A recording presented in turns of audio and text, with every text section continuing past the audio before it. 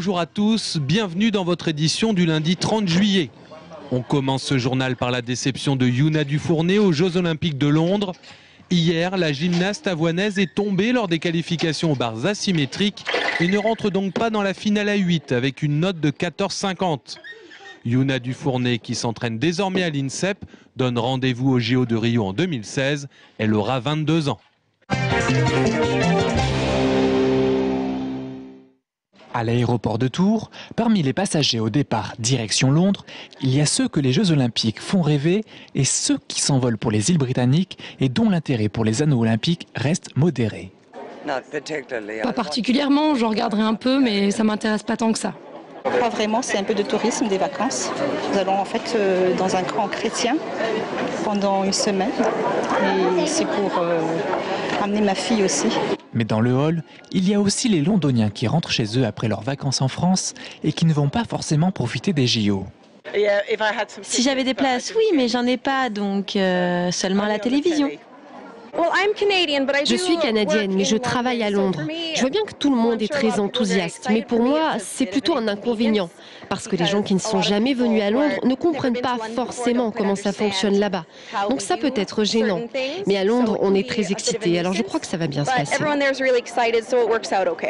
Mais à Tours, des passagers embarquent spécialement pour profiter de la ligne aérienne à Bakou avec un seul but. On va aux Jeux Olympiques, on va voir 4 matchs de handball. Et voilà.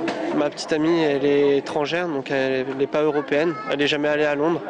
Et comme elle adore le handball, on s'est dit qu'autant profiter de cette occasion avant qu'elle rentre pour y aller.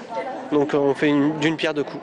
On vient d'Orléans et ma fille, pour la fête des pères, la fête des mères, l'anniversaire, elle a eu la bonne idée de nous payer un voyage à Londres. Pour visiter Londres et en même temps une entrée aux Jeux Olympiques. Alors c'est super, c'est super bien, on est très contents.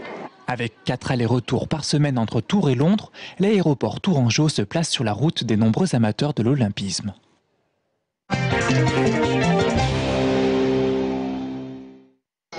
Du vin bio, des bières artisanales, de la confiture maison et même du safran. Le domaine de Candé était une nouvelle fois le lieu de rendez-vous des gourmands à l'occasion du marché du même nom. Une trentaine d'exposants présents et nombre de curieux ou de gastronomes venus avant tout pour se faire plaisir et savourer de bons produits. On a goûté à tout ce qu'on n'a pas le droit de goûter. Moi j'ai tué le cholestérol. Ma femme est à côté, elle m'a même pas engueulé parce que j'ai pris du vin. Avouez que c'est la vie est belle. Il est bon celui-là. Il est délicieux et c'est un moment de plaisir, c'est un moment de vie. Et sur l'un des stands consacrés au miel dans tous ses états, Alain Gavier, apiculteur à Artane depuis 1989, développe quantité de produits dérivés de ce très bon nectar. Il est propriétaire de 70 ruches et depuis près de 20 ans, cet ancien pâtissier à la retraite a su diversifier sa production.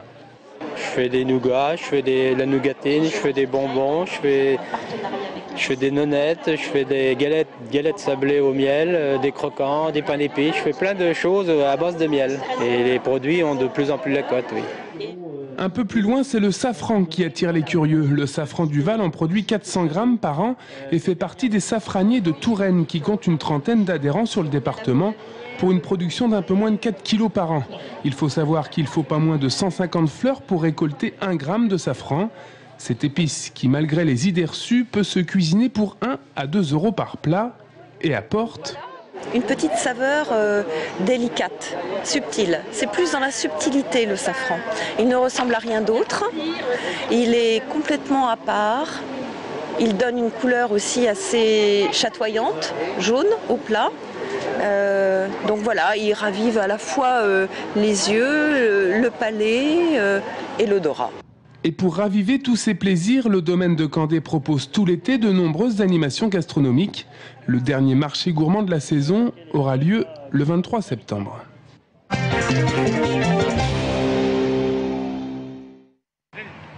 Ça y est, la Ligue 2 c'est reparti pour 38 matchs. Vendredi soir, seules 4 équipes l'ont emporté.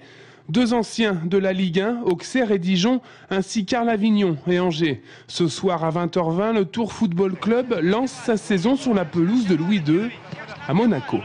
C'est vraiment une sélection de joueurs de niveau international.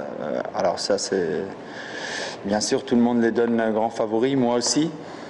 Mais même si on est le très très grand favori, on a toujours une chance. On y va comme des outsiders et c'est vrai que je pense que ça nous convient.